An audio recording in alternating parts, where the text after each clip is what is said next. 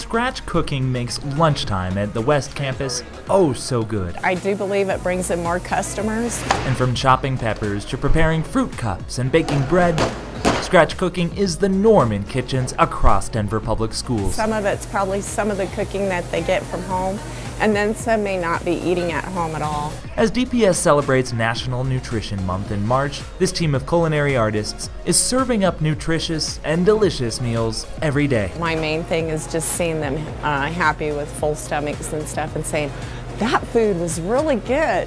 Hey, when are we going to have green chili cheese fries again? Because there's so much love in them. DiMucci has been in DPS for more than 20 years. Now 81, she knows well what good nutrition can mean. That's going to help you all day long. It's what keeps her and their customers going all year round. I like being around the kids, doing something for the kids.